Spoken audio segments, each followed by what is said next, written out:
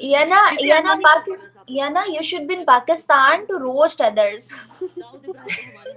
No no, I am surprise. देखिए, एक तरफ पाकिस्तान टर्की को अपना दोस्त कहता है। देखिए, look at the foreign policies of, आपने बिलावल भुट्टो को बिठा दिया as foreign minister, foreign policy देखिए अपनी। टर्की को एक तरफ से आप दोस्त बोलते हो, एर्तुगरुल ये वो, ये मतलब मैं दोस्त क्या अगला होता सवाल है? आपसे यही करने वाली थी, अगला सवाल मैं आपसे अर्थ को एक रेलिवेंट ही करने वाली थी कि टर्की को दोस्त बोलते हैं, तो किस तरह देख रहे हो आप इस चीज को? हाँ हाँ बोलो। कहाँ है दोस्ती? दोस्ती का ये मतलब होता है कि भाई उनके जो टीवी शोज है उसको पॉपुलर कर दो, एर्तुगरुल एर्तुगरुल एर्तुगरुल, बस ये होती है दोस्ती। आई I मीन देखिए, जब वहां पे अर्थक्वेक हुआ, करीब 40,000 लोगों की मौतें हुई, वहां पे innocents have died. You understand? वहां पे रिलीफ में इंडिया तक डोनेट कर रहा है, जबकि टर्की इंडिया को सपोर्ट नहीं कर रहा था in the Kashmir issue. Still या ना, इंडिया डोनेट करना चाहता है, पाकिस्तान कहता है हम अपना एयर स्पेस नहीं देंगे इंडिया को रिलीफ टर्की तक ले जाने के लिए। ये ये कैसी ना, दोस्ती हुई? सपोर्ट सपोर्ट हो रही है, सपोर्ट हो रही है। हम कॉल मिलाते हैं तो आगे से जो है ना गवर्नमेंट फंड मांगती है और कहती है कि टर्की के लिए इमदाद भेजो, 10 रुपए की एक बटन दबा के। पहले वो फ्लड्स के लिए 6 महीने से मांग रहे थे, अब वो टर्की के लिए मांग रहे हैं। हो रहा है यार, काम नहीं हो नहीं, रहा है। टर्की के लिए मांगना बंद हो गया, क्योंकि किसी एनोनिमस पाकिस्तानी ने जाके यूएसए में टर्किश एम्बेसी में जाकर $30 मिलियन डोनेट किए, अकॉर्डिंग टू शहबाज शरीफ। वो 30 मिलियन उस पाकिस्तानी ने पाकिस्तान के लिए कभी डोनेट नहीं किए जब पाकिस्तान में फ्लड्स हुए थे, लेकिन उसने जाके टर्की के लिए डोनेट कर लिए। वाह! तो तो आई डोंट थिंक कि अभी आप लोगों को डोनेट करने की जरूरत है, क्योंकि उस एक पाकिस्तानी शख्स, एनोनिमस इमेजिनरी शख्स ने इतना डोनेट कर लिया कि शायद इंडिया से भी ज्यादा जाके वहां डोनेट कर लिया। नहीं, आपको पता नहीं है, आया होगा बैक एंड पे पूरी डिस्क्रिप्शन आई होगी उसकी, जरूर किया होगा। झूठ थोड़ी बोलते हैं हम। हाँ, आप कहाँ झूठ बोलते हैं? बाकी सारी दुनिया ही झूठ बोलती है। जी। अच्छा, चलें, ये तो था। अब मुझे बताएं कि करंट सिनेरियोज कश्मीर के, आपने बताया कि वहाँ पे ऐसे कोई सीन नहीं चल रहा है, लेकिन ये बात पाकिस्तानियों को कैसे समझाई जा सकती है, हमारे यूथ को? इवन इतने इतने एजुकेटेड लोगों के दिमाग भी इस चीज से भरे हुए हैं कि वहाँ पे ऐसे हो रहा है, चीजें ऐसे चल रही हैं। उस उन चीजों को कब तक हम बिल्ड करके और देखिए, जो है ना एक आई टेल यू नया। What's going on. I tell you what's going on. Unfortunately Pakistan ने देखिए, उन्होंने वो डेफिनेशन चेंज कर दिया। एक मुसलमान होने के लिए 5 पिलर्स ऑफ इस्लाम को फॉलो करना चाहिए। आप बताइए वो 5 पिलर्स ऑफ इस्लाम क्या है? आपको तो इसकी पता ही अभी होगा। तक हम तस्दीक एवरी शहादा, रोजे रखना, जक़ात देना, है ना? ज़कात, और नमाज, हज, ऐसे ही है एग्जैक्टली। बस हाँ। लेकिन पाकिस्तान ने उसका डेफिनेशन चेंज कर दिया। एक मुस्लिम बनने के लिए it is necessary to hate India and it's necessary to hate Modi. ये 6th पिलर ऑफ इस्लाम लाया है। 6 and 7 pillars of Islam, hate India and hate Modi. तो अनफॉर्चुनेटली जो है, आपकी आवाम इतनी इस चीज में आगे बढ़ चुकी है, it's become like a identity for them कि to be a Pakistani, it's essential to be a Muslim, of course, because you're an Islamic country. It's also essential to hate India and it's essential to hate Modi. तो कुछ ऐसे बना दिया आपको, वो जो है ना, वो अंदर से सोच चेंज करनी पड़ेगी। And I know that many youngsters like you, Sana Amjad, and I am sorry, मुझे आपके शो पे इनके नाम नहीं लेने चाहिए, शोएब चौधरी, लेकिन I want to appreciate them, और मैं हर शो में इनको अप्रिशिएट करती हूँ कि ये जाते हैं बेचारे, ये सड़कों पे जाते हैं, लोगों को सिर्फ बात नहीं करते, उनका माइंडसेट चेंज करने की कोशिश करते हैं, ऐसा अपना ही है। माइक आई उठा। Also do the same, I also do the same. और अक्सर ऐसा होता है, लड़ाई हो जाती है इतनी इतनी यस। ऑफ द कैमरा, हमें इतना कुछ फेस करना पड़ रहा होता है। खैर, ये या ना, ये तो सारे सिनेरियोज जो है ना चलते रहते हैं। बहुत सारे एक्सट्रीमिस्ट के अंदर कुछ एजुकेटेड लोग भी मिलते हैं। बट मुझे बताओ कि अगर इन फ्यूचर हम कहीं अच्छे प्लेटफॉर्म पर रन करना चाह रहे हैं, तो हम अपने यूथ को क्या करें? किस तरह से उनकी ब्रेन स्टॉर्मिंग करें यार, कि वो जो है ना इस चीज को, बुचर ऑफ कश्मीर वाला माइंडसेट बदलें? आपको लगता है उसके पीछे कोई रियलिटी है? कुछ तो सोच के बिलावल ने बोला होगा ना, क्या सोच के बोला? नहीं, वो सोचता है। आई डोंट थिंक सो वो सोचता है। मुझे नहीं पता वो क्या सोच के करता है। रियली वो क्या सोच के बोलता है, वो क्या सोच के 8 लाख के जूते पहन के जाता है और फिर भीख मांगता है पाकिस्तान के लिए। I have never seen a beggar with wearing 8 lakh rupees shoes यार। सो आई डोंट नो वो क्या सोचता है। और मुझे ये भी नहीं पता कि उसकी माँ क्या सोच रही थी जब उसने वो तकरीर की 80s में, और जब जिसकी वजह से इतना, मतलब यहाँ बवाल मच गया, यहाँ पे कॉन्फ्लिक्ट उसके बाद शुरू हो गया। आई डोंट नो ये फैमिली क्या सोचती है कसम से। लेकिन नाउ यू आर सेइंग कि ब्रेनस्टॉर्मिंग, जैसे मैंने कहा कि जस्ट कीप एट इट, जो हार्डवर्क आप लोग कर रहे हो continue that, because only you can make the change. हरकत में बरकत है and you can make that change. है ना? एंड दूसरा, एक चीज आप शायद मेरी तरफ से भी बोल सकते हैं अपने लोगों को, जब आप जाते हो सड़कों पे ना अपना माइक लेकर, यू कैन सी कि कभी ऐसे इंसान पे ट्रस्ट नहीं करना जो बार बार अपना नजरिया बदलता है।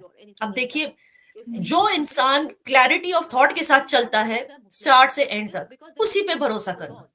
ओके, बिकॉज जो बार बार अपना नजरिया बदलता है उसको क्या बोलते हैं पता है? उसको it's kind of a border line disorder, personality disorder, it's a psychological problem.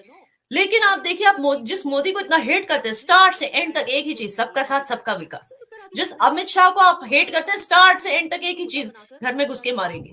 So they don't change their mindset, whether it's Rajnath Singh, whether it's Modi. Hmm. ये इतने क्लैरिटी ऑफ थॉट वाले लोग हैं, दैट इज वाई इनको बढ़ चढ़ के यहाँ के मुसलमान भी वोट कर रहे हैं।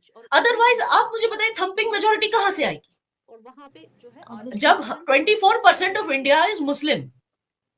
तो आपको अच्छा, नहीं लगता कि ये ना, ये इनके भी मुस्लिम votes वाली होंगे? जो आपने आपने मुस्लिम वाली बात कही ना, यहाँ पे लिटरली लोगों की ये थॉट्स नहीं है। आप देखना मेरे interviews, people literally used to say कि मोदी ना प्रेशराइज करके रखता है लोगों को, वो बंदूक के जोर पे कहता है दे वोट दे वरना मार डालूंगा, ये काम कर वरना कुछ नहीं बचेगा। मतलब मोदी के देखिए, खिलाफ कोई कुछ नहीं बोल सकता, and Modi is having that power कि वो पूरे इंडिया को कंट्रोल किए हुए है। दैट्स व्हाई नो वन इतना कैन गुस्सा स्पीक आता अगेंस्ट है। हिम। ओहो, मुझे इतना गुस्सा आता है ना इन पुजारियों पे, इन बीजेपी वालों पे इतना गुस्सा आता है। अरे फॉरगेट अबाउट वोटर्स पे गन रखेंगे ये पुजारी। ये क्या करते हैं? इनके अपने लोग बेचारे जब मरते हैं, बीजेपी वाले, बंगाल में देखो कितने बीजेपी वालों को मारा ममता बनर्जी के टीएमसी वालों ने, कितने बेचारे, कश्मीर में कितने बेचारे मारे जाते हैं। ऐसा ही है। ये अपने लोगों को नहीं बचा सकते गन रख के, ये क्या वोट मांगेंगे गन रख के? All this Hindutva, what is Hindutva terrorism? मैं तो खुले में बोलती हूँ कि जिस दिन कश्मीरी पंडितों ने शुरू कर दिया ना गन उठाना, तब उनको जो उनके साथ जो जोर जबरदस्ती हुई थी वो फिर कभी नहीं होगी। उनको इस तरह टारगेट नहीं किया। अभी भी दहशतगर्दों को टारगेट करते हैं, जब भी वो बेचारे सोचते हैं कि हम अपने घर वापस आएंगे कश्मीर, अभी भी उनको टारगेट किया जाता है। मैं तो खुद बोलती हूँ भाई गन उठाओ। ये हिंदुत्व क्या, कौन सा हिंदुत्व टेररिज्म? ये उठाते नहीं गन, सनातन धर्म बोल के बैठे होते। कौन सा हिंदू? बस थोड़ा जय श्री राम क्या बोल दिया, वो क्या टेररिज्म लगता है आपको? कम ऑन यार, बी सेंसिबल। ऐसा ये ना, आपने हिंदू की बात की, मुझे बताओ कि ये हिंदू मुस्लिम वाला जो सारी मोनोपोली चल रही होती है, एजेंडा चल रहा होता है कि एक दूसरे के जो है रिलीजन को टारगेट करके और एक दूसरे पर ब्लेम गेम खेली जा रही होती है, ये सारा क्या सीन है? डू यू रियली थिंक कि मुस्लिम जो है वो टेररिस्ट ही हो सकता है और एक जो हिंदू है वो काफिर ही हो सकता है, और काफिर कभी अच्छा नहीं होता? ये थॉट्स मेरी समझ से बाहर है। क्या कैसी है वहाँ के अवाम की राय नो इस नो, बारे में? मुस्लिम कभी टेररिस्ट होता ऐसे नहीं बोलते। हिंदू तो इनफैक्ट मुस्लिम की भी पूजा करते हैं, साईं बाबा की पूजा नहीं करते? साईं बाबा की मंदिर बना के नहीं रखी है? अब्दुल कलाम साहब को कितना वो करते हैं, पूजते हैं literally, because he made the nuclear, he made India the nuclear power. तो देखिए, जहां भी हिंदू को लगता है कि एक मुसलमान देश के लिए काम कर रहा है, एक मुसलमान लॉयल है अपने देश से, उसकी तो लिटरली पूजा करने लगते हैं ये बेचारे। तो ये कहाँ बोलते हैं कि सारे मुस्लिम्स दहशत गर्द हैं? ये भी जो है ये विक्टिम कार्ड, ये सारा कुछ आप ही का बनाया हुआ है। यहाँ तो ऐसे नहीं बोलते। जो आप मुझे बताइए, जिसने भी आपको बोला है कि आना मीर को अपने शो में लाइए, 90% कौन है? हिंदू है ना? है कि नहीं? हाँ, इंडियंस इंडियंस बस इंडियंस भी बताइए। और हिंदू भी मेजोरिटी। तो फिर बोलिए, अगर उनको लगता कि हम दहशतगर्द हैं तो वो क्यों बोलते हैं आपको कि इसको अपने शो में बुलाई? मैं एग्जांपल दे अच्छा, रही हूँ, इट्स नॉट लाइक दैट। ये माइंडसेट जो है ना, ये सिर्फ इंडिया का नहीं है, ये पूरे वेस्ट का बना हुआ है कि जो शलवार ऊंची होगी, जिसकी दाढ़ी लंबी होगी, गेटअप इस तरह का होगा, he must be a terrorist. तो ये इमेज माइंडसेट मैंने खुद भी देखा, लोगों का सुना, यहाँ पे डू इवन यू लोग ब्लेम जो द है ना। People? Do you blame the people? No no no no. देखिए क्या है कि जैसे मैंने कहा, पाकिस्तान ने खुद को एक टेरर नेशन साबित कर दिया। जो भी यहाँ से जाता है अनफॉर्चुनेटली, और वो अगर वो दाढ़ी टोपी पहन के जाएगा, तो लोगों के जहन में कौन आएगा? अमिताभ बच्चन आएगा या ओसामा बिन लादेन आएगा? Do you blame the world? You can't blame. आज हमारे कुरान पाक को इतनी ह्यूमिलिएशन सफर होनी पड़ रही है, स्वीडन में जलाया जा रहा है, डेनमार्क में जलाया जा रहा है, लेकिन क्या ये कुरान पाक की गलती है कि जो खुद को मुस्लिम क्लेम करते हैं वो उसको फॉलो ही नहीं करते? उसको फॉलो ही, जैसे उसमें लिखा गया है वो करते ही नहीं। इन्होंने अपने ही कुछ बना रखे हैं rules and regulations to be, जैसे मैंने कहा 6th and 7th pillar of Islam आप लोगों ने बना रखा है, ये ना, टू एक दफा हेट ना द मुझे काफिर्स। एक दफ़ा मुझे एक मेंबर ने बड़ी खूबसूरत बात, एक बहुत लंबा-सा नोट लिख के भेजा कमेंट में ही।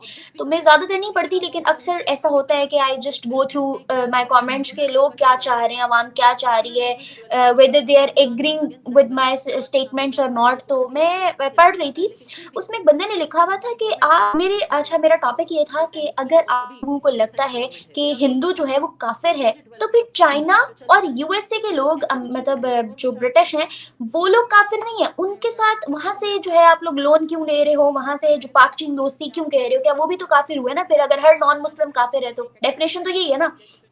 तो नहीं, वो एक उनको भी तो धोखा देते हैं ना, उनको भी तो बैकस्टैबिंग करते हैं। पेरिस में नहीं आपके यहाँ से एक बहुत बड़ा मुजाहिद निकला और जाके वहां पेरिस में बेचारे इनोसेंट लोगों को चार्ली हेब्डो ऑफिस के सामने स्टैब किया। क्या जरूरत थी ये करने की, बताइए? What was the need? और यहाँ पे पाकिस्तान में आपका आप उसके उसका जो फादर है वो बोल रहा था कि he is proud of his son. बताइए।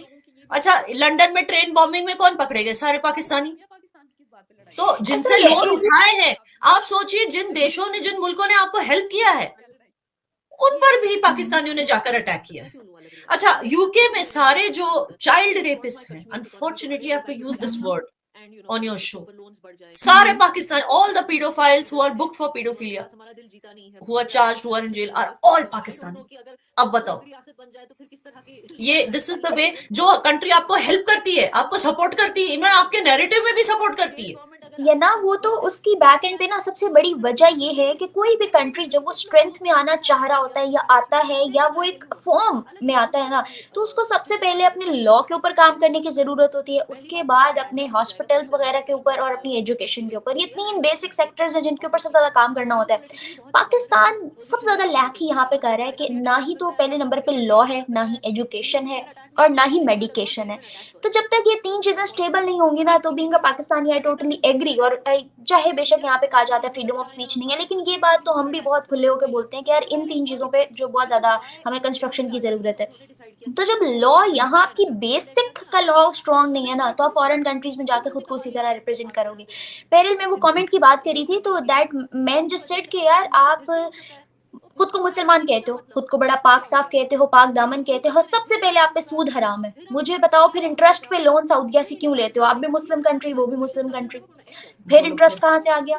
तो मुझे बहुत अच्छी लगी उसकी बात, और मैंने सोचा उसके बाद आई वाज लिटरली रिग्रेटिंग यार कि हम कैसे मुल्क में खैर रह अब रहे तो हैं। अब तो सऊदी अरेबिया ने देना भी बंद कर दिया। नहीं, हाँ, सऊदी तो अरेबिया इंटरेस्ट पे देता था, या इंटरेस्ट पे देता था? मुझे लगता था चैरिटी करता था।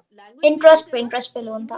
वो मुझे लगता था हर हर साल देखो सऊदी अरेबिया उठा उठा के इनको 4 बिलियन 8 बिलियन यूएस डॉलर देता रहता है, और अब उन्होंने तो क्लियर कर इंटरेस्ट दिया पे कि लोन। अब से वो नहीं देंगे। इस साल वो जब गए थे ना इकोनॉमिक फोरम में स्विट्जरलैंड में, तो उनके फाइनेंस मिनिस्टर ने क्लियरली बोल दिया कि अब से हम लोन इस तरह से नहीं देंगे। इनडायरेक्टली वो पाकिस्तान की बात कर रहा था। आप वीडियो के ऊपर अपना सुझाव दे सकते हैं। आपको वीडियो किस तरह की चाहिए कमेंट बॉक्स में ज़रूर बताइए। चैनल को लाइक शेयर और सब्सक्राइब कीजिए। जय हिंद।